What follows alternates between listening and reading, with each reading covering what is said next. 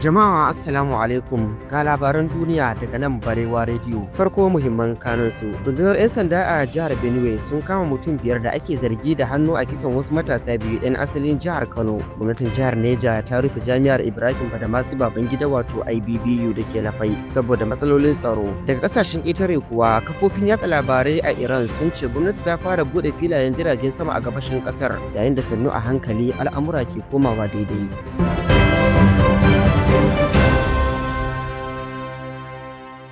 Ga kuma cikakkun labaran tare da ni Adamu Muhammad Jorokuna. Rundunar 'yan sandan jihar Benue sun kama mutum 5 da ake zargi da hannu a kisan wasu matasa 2 'yan asalin jihar Kano. Waɗanda aka kashe sun haɗa da Jamilu Ahmad da Barhama Suleiman.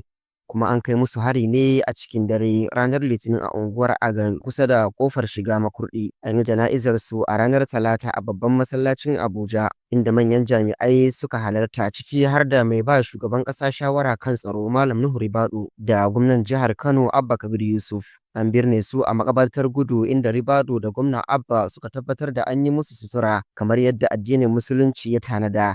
Kwanaki kaɗan kafin faruwar lamarin, wasu 'yan ɗaurin aure mutum 13 daga jihar Kaduna sun rasa rayukansu a garin Mangu da ke jihar Filato. Gwamnatin Kano ta roƙi jama'ar ta da su kwantar da hankali, su guji ɗaukar fansa kuma su bar hukuma ta ɗauki mataki. A cikin wata sanarwa, gwamnan ya tabbatar da cewa gwamnatinsa za ta ci gaba da kare 'yan Kano a ko'ina da suke a faɗin Najeriya. Gwamnatin jihar Neja ta rufe jami'ar Ibrahim Badamasi Babangida wato IBBU da ke Lafai saboda matsalolin tsaro da suka janyo mutuwar wasu ɗalibai. Sakataren gwamnatin jihar Abubakar Usman ya ce an ɗauki wannan mataki ne saboda rashin tabbacin tsaro da ke barazana ga rayuwar ɗalibai da ma'aikata. Gwamna Umaru Bago ya amince da rufe jami'ar nan take, kuma za ta ci gaba da kasancewa a rufe har sai an samu sauyi. Gwamnatin ta roƙi ɗalibai, malamai da ma'aikatan jami'ar su kwantar da hankalinsu, kuma su kasance masu lura su kuma yi aiki tare da jami'an tsaro a wannan lokaci. Haka kuma gwamnatin ta tabbatar da cewa tana ɗaukar matakai domin wanzar da zaman lafiya. Ta ce duk wanda aka samu da laifi zai fuskanci hukunci kamar yadda doka ta tanada.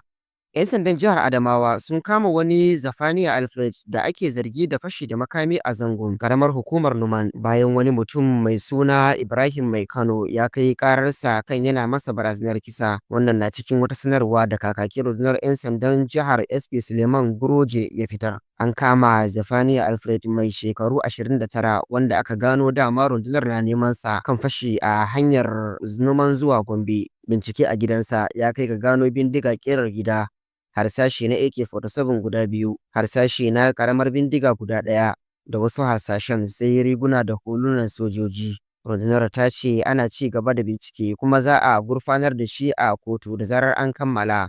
Daga kasashen ƙetare kuwa kafofin yatsa labarai a Iran sun ce gwamnati ta fara buɗe filayen jiragen sama a gabashin ƙasar yayin da sannu a hankali al'amura ke komawa daidai. An dawo da layukan intanet sannan shaguna ma suna buɗewa. Adadin mutane da suka mutu sakamakon hare-haren Isra'ila a hukumance ya zarce 600, sun hada da shugaban dakarun juyin juya hali na Iran. Jibi Asabar kuma za a yi jana'izar sauran kwamandoji da ƙwararrun masana kimiyya da suka mutu. A Isra'ila, shugaban hukumar leƙen asirin ƙasar Mossad ya jinjina wa jami'ansa bisa namijin ƙoƙarin da ya ce sun yi. To ƙarshen labaran kenan daga nan Barewa Radio muryar Arewa, amma kafin na kawo ga bitar muhimman kanunsu. Rundunar 'yan sandan jihar Benue sun kama mutum 5 da ake zargi da hannu a kisan wasu matasa 2 'yan asalin jihar Kano.